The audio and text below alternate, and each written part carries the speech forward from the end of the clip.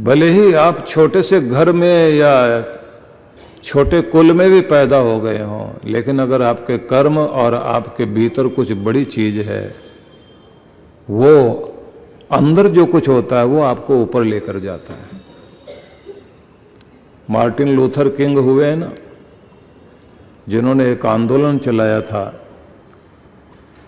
जिस आंदोलन में ये बात रखी गई थी कि रंग भेद नहीं होना चाहिए। काले गोरे का भेद यूरोप अमेरिका में बहुत रहा है, लेकिन उससे पहले उनकी भी तो जिंदगी में घटना घटी,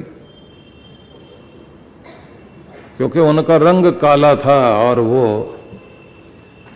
हीनता में जी रहे थे कि हम तो कुछ बन ही नहीं सकते, गोरे लोग ही राज कर रहे हैं हमारे ऊपर।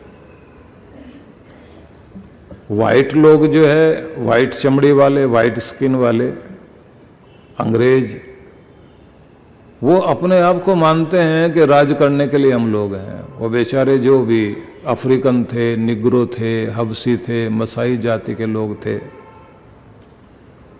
वो अपने आप को हीन समझ रहे थे। हम कुछ नहीं बन सकते, हम कुछ हो ही नहीं सकते, हम ऊपर जा ही नहीं सकते, हमें तरक्की करने का मौका ही नहीं है। मौका मिल भी जाए तो हमारे पास में अंदर सामर्थ्य नहीं है, हम जाएंगे कैसे? तो छोटे छोटे बच्चों में भी हीनता के भाव।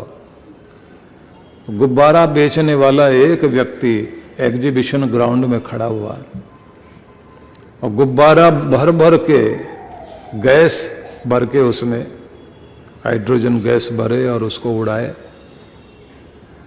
तो ये बच्चा मार्टिन ये चलकर वहां गया और उसने कहा, अंकल एक बात बताओ, तुम्हारे पास रंग बिरंगे गुब्बारे हैं, लाल भी उड़ रहा है, नीला भी उड़ रहा है, पीला भी उड़ रहा है, ये जो काले वाला है ये भी उड़ता है क्या? अब इतनी बात सुनने के बाद उसको झटका लगा गुब्बारा बेचने वाले को, ये बच्चा बोल क्या रहा है? अंकल ये भी उड़ता है क्या? ये काला गुब्बारा भी उड़ता है क्या? उसने कहा, हाँ बेटा ये भी उड़ता है। अच्छा उड़ा के दिखाओ। तो उसने गैस भरी गुब्बारे को छोड़ा, आकाश में उड़ गया। अब ये ताली बजाता हुआ कहता, अच्छा काला भी उड़ गया, काला भी उड़ गया, ये कैसे उड़ गया? तब वो गैस भरकर गुब्बारे में जो बेच रहा था उसने कहा, बेटा काले गोरे से फर्क नहीं पड़ता, इसके भीतर क्या भरा हुआ है वो उसे ऊपर उठाता है। ये जो इसके अंदर हाइड्रोजन गैस है ना, ये इसको ऊपर उठाता है। उसके बाद वो बच्चा वहाँ से सोचता हुआ अपने घर गया और बड़ा हुआ कि तुम्हारे भीतर जो भरा हुआ है वही तुम्हें ऊपर उठाएगा, बाहर से कोई भी चीज़ हो वो फर्क नहीं पड़ेगा कि तुम किस कुल में पैदा हुए, तुम कहाँ जन्मे हो, तुम गरीब थे, तुम अमीर थे, तुम छोटे थे, तुम बड़े थे, तुम्हारे भीतर कुछ भरा हुआ है वो तुम्हें ऊपर उठाएगा। और उसके बाद उसने उन लोगों के भीतर वो प्रेरणा भरनी शुरू की कि जीने का अधिकार तुम्हें भी है, ऊपर उठने का अधिकार तुम्हें भी है। बाहर बदलने की जरूरत नहीं, भीतर बदलो। जब भीतर बदलोगे तो तुम ऊपर उठोगे। उसी का परिणाम हुआ। बहुत भेदभाव, जो रंग भेद था यूरोप अमेरिका में, बहुत हद तक हट गया। हालांकि थोड़ा बहुत अभी भी है, झगड़े होते हैं। तो मैं ये आपको बताना चाहता हूं कि आपके भीतर चेंज आता है तो आपकी दुनिया बदलती है। और हमें, हर किसी आदमी को हर दिन प्रेरणा की जरूरत पड़ती है। जैसे आप लोगों को नहाने धोने की जरूरत पड़ती है, कपड़ों को साफ करने की जरूरत पड़ती है, घर में झाड़ू लगाने की जरूरत पड़ती है, ऐसे मन में भी झाड़ू लगाकर जो कूड़ा कचरा है उसे बाहर निकालने की जरूरत है।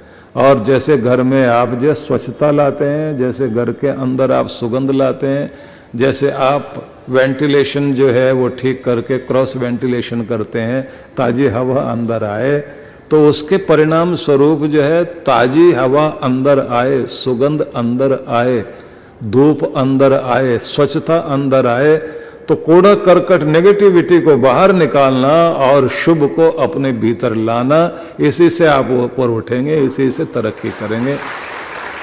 यही व्यवस्था है नवरात्रों में भी जो आप लोग देखते हैं ना। इन दिनों अपने भीतर शक्ति को जगाना है। गरीबी गरीबी चिल्लाने से कोई आदमी अमीर नहीं होगा। दुर्बलता का नाम सारा दिन लेते रहने से ताकतवर नहीं होंगे। बदनसीब हैं, बदनसीब हैं, इससे बदनसीबी दूर नहीं होगी। अपना भाग्य जगाना होगा। शक्ति की उपासना करोगे, स्वामी विवेकानंद ने यही तो कहा था कि शक्ति की उपासना करोगे तो तुम्हारी दुर्बलता जाएगी, प्रकाश को लाओगे तो अंधेरा भागेगा, समृद्धि की तरफ बढ़ना शुरू होगे तो गरीबी जाएगी, और अगर आप अपने साहस को याद करोगे तो शक्ति आएगी और दुर्बलता आपसे दूर होती चली जाएगी। तो अब एक पॉइंट पकड़ लेना आप और ध्यान से। जिंदगी में जो चाहिए उस पर ध्यान टिकाओ, जो नहीं चाहिए उस पर ध्यान नहीं टिकाओ। भगवान गरीबी दूर कर ये नहीं कहना। गरीबी पर ध्यान क्यों लगाना भाई? बीमारी दूर कर, इस पे ध्यान मत टिकाओ। मैं स्वस्थ हूं, मैं स्वस्थ हो रहा हूं और स्वस्थ हो जाऊं, बस इस पर ध्यान टिकाओ, कृपा होगी, तथास्तु कहेगा भगवान। जगदम्बा जगजननी मां परमेश्वरी कृपा करेगी। जो चाहिए उस पर ध्यान टिकाओ, जिस पर ध्यान टिकाओगे वही जिंदगी में टिक जाएगा, और जिस पर आप ध्यान नहीं टिकाओगे वो आपसे जिंदगी में दूर होता चला जाएगा।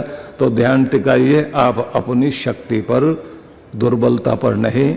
स्वास्थ्य पर ध्यान टिकाओ, बीमारी पर नहीं। समस्या पर ध्यान नहीं टिकाओ, समाधान पर ध्यान टिकाओ, तो आपकी समस्या दूर होगी। समस्या समस्या सारा दिन नहीं बोलना,